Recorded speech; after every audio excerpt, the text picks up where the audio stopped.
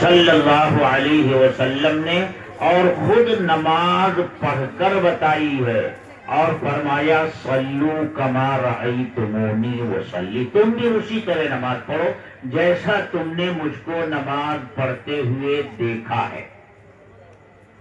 قرآن میں نماز کے جو ارکان ہیں وہ کس ترتیب سے ادا کیے جائیں گے، پہلے قیام کیا جائے گا یا پہلے رکوع کیا جائے گا، رکوع سے پہلے سجدہ ہوگا یا سجدہ سے پہلے رکوع ہوگا، یہ ساری تفصیلات قرآن میں نہیں ہیں۔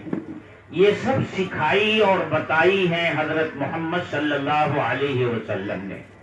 قرآن کہاں پڑھا جائے گا، قیام میں پڑھا جائے گا، رکوع میں پڑھا جائے گا، سجدے میں پڑھا جائے گا، یہ بتایا ہے حضرت محمد رسول اللہ صلی اللہ علیہ وسلم نے۔ تو اگر حضرت محمد رسول اللہ صلی اللہ علیہ وسلم کے بتائے ہوئے طریقے کے مطابق ہم نماز پڑھیں گے تو نماز عبادت ہے، بہت اہم عبادت ہے،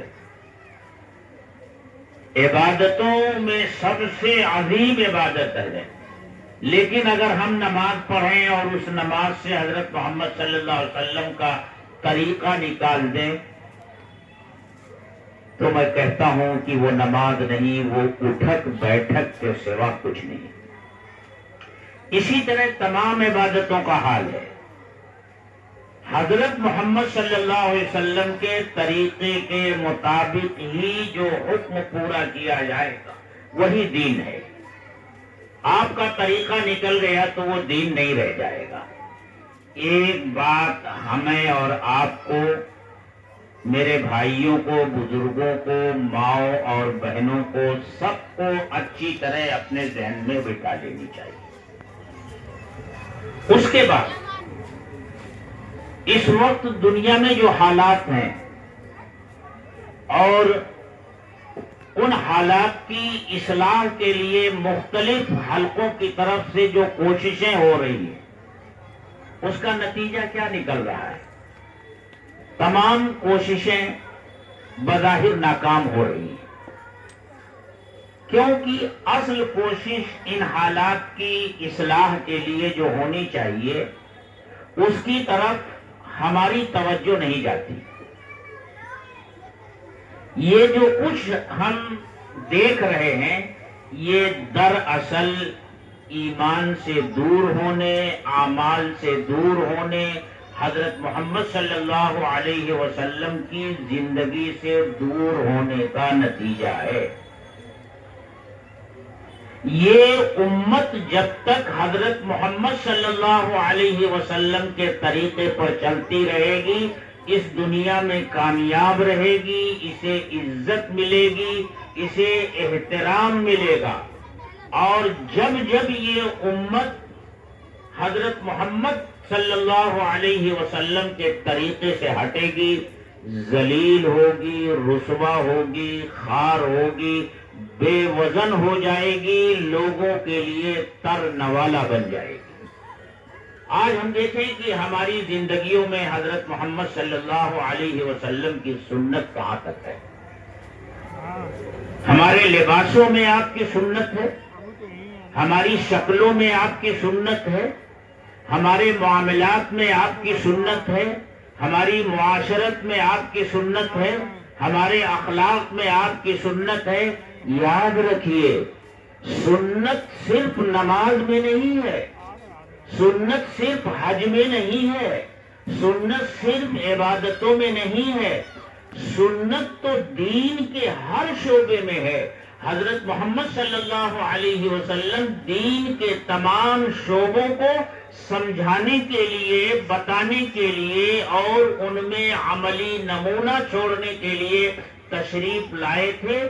اور آپ نے کھانے بیٹھیں گے تو کہیں گے کہ پہلے نمکین کھانا سنت ہے کہ پہلے میٹھا کھانا سنت ہے، کھانے والی سنت یاد رہتی ہے۔ لیکن جب دکان پر بیٹھیں گے، تجارت کریں گے تو پھر وہاں کیا ہوتا ہے؟ کیا وہاں سوچتے ہیں کہ تجارت کرنے کا کیا طریقہ بتایا ہے حضرت محمد صلی اللہ علیہ وسلم نے؟ اس کے احکامات کیا ہیں، اس کے مسائل کیا ہیں۔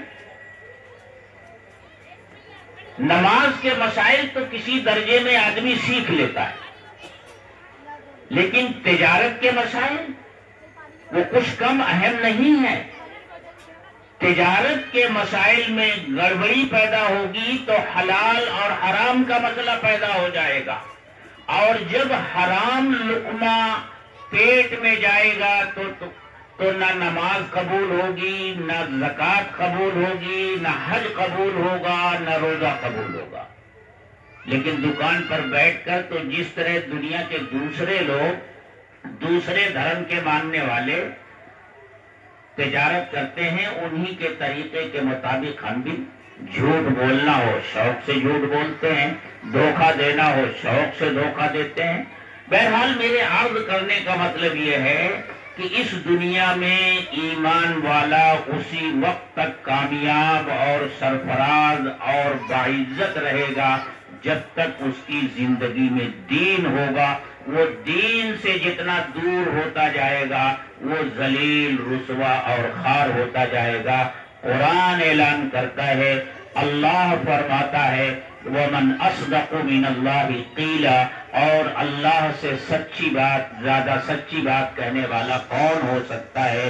قرآن کہتا ہے وَأَنْتُمُ الْأَعْلَوْنَ إِن كُنتُم مُؤْمِنِينَ، تم ہی سربلند رہو گے، تم ہی سب سے اونچے مقام پر فائز رہو گے، لیکن شرط یہ ہے کہ اگر تم ایمان والے بن کر رہے، ایمان کے تقاضوں پر عمل کیا۔